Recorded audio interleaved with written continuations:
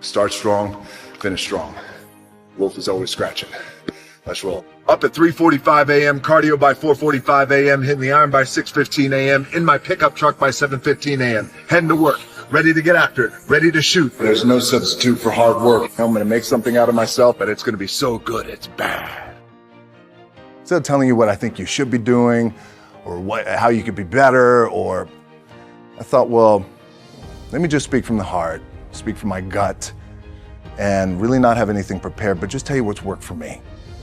And maybe some of the stuff that's worked for me might work for you now, currently, presently, as you guys have your goals and ambitions, but then further on down the line, as you guys continue to live your life. This idea and this notion that you could be anything you want, and you can accomplish anything you want, right? We hear that. You've heard that from the time you were little boys. You hear that now. You're already incredibly accomplished. You guys know that. The thing that has worked for me is to remember the hard times. So, and I'm sure you guys all have your processes. And again, I'm going to tell you what's worked for me. So before a big movie comes out, before, back in the days when I was wrestling with WWE, a WrestleMania match, anything big that would happen, I would always take a moment and I'd just remind myself, all right, I was evicted when I was 14. We were kicked off the island. We couldn't live in Hawaii. Had no place to live. A lot of shit happened then when I moved to Nashville. I was arrested multiple times by the time I was 16 years old. I would remember that, and it allows me then to be present in the moment and understand, holy, the stuff I have around me right now, this is the shit that I dreamed of when I was a kid. I am here. I played for University of Miami, played with great teams. Warren Sapp, Ray Lewis, they were my teammates. They were balling. Warren Sapp was playing tight end that time. I was starting defensive tackle. Yeah, they moved him over to D-line. And he looked at me, he's like, yo, dude, I'm gonna take your spot. I said, you ain't taking my spot. He said, I'm gonna take your spot. I said, no, you ain't. We battled, and he took my spot. Now you can imagine how that with me, because there goes my opportunity. He went in, switched to defensive tackle, lit the world on fire. Well, what that did, it crushed me, it crushed my dreams. I had a piss poor senior year, zero production, no NFL, no combine invite, nothing. Finally went to the CFL, Calgary Stampeders, making $250 a week Canadian. Now I had to send that home to my wife at that time. I had no money. So I remember that. I got cut from Canada. My dad, in his pickup truck, came down 4 o'clock in the morning, picked me up in Miami from Tampa. We lived in a little apartment in Tampa. He drove down in his little pickup truck to Miami to get me when I was cut from the CFL. And I thought, well, I leave home like you guys left home. I'm ready to tackle the world, to get after it, achieve my dreams and goals. Crushed by 22, 23 years old. Now I got to move back in with my mom and dad. I played on great teams, though. Wait a second, this is not supposed to be my future. I'm supposed to be in the NFL right now. I'm supposed to be making a lot of coin and buying my parents, buying me, taking care of my wife, but it never happened. So I pulled out my wallet. I thought, well, let me see how much money I have. I opened it up. I had a 5, a 1, and change. Well, at least I rounded up to $7. But I thought, God, ain't this a bitch? I got $7 in my pocket. Where the f do I go now? What do? I can't go back to CFL. The point comes where you hear that voice, the big run's over. Like, you're done, right? So I heard that voice. So as Coach was saying, man, I hold on to that. I'm telling you, my back is up against this mother. We laugh, we joke, we have a good time, but my back is still up against this mother. I do not forget it. What this also helps me do, and again, it works for me, is at some point, you gotta be tired of not being number one. You have to be, and you gotta play angry, and I play angry. Now, I'm cool and calm with my approach, and when I step out on my field, which is a set, or, you know, like, there's some, and you're always gonna have haters, and haters are like, well, God damn, man, how many movies are you gonna make, or how much shit are you gonna do? Like, you do a lot of shit. I say, yes, it's my ambition. Of course, why not? I could do it. Yeah, I love what I do. And not only that, but in what world do we not work every day? My back is up against this thing, you know, and I started to play angry, by the way, and I still play angry. My last match, Brock Lesnar, transitioned, and I realized if I had to be great at something, I wanted to be great in this world of Hollywood and movie making and producing and entertainment, I had to commit, and like you guys have to commit. Obviously, you commit to something, commit to the goal. So I quietly retired. 2 years later, I thought, what did I do with my career? Because my movies were not doing well. I was written off. It was around 2006, 2007. I was like, I left, I pulled a Jim Brown. I left when I was on top, like number one in the wrestling business, and I left. It was a ballsy, gutsy, some call it stupid move, but I had to commit and I had to follow what was in my gut.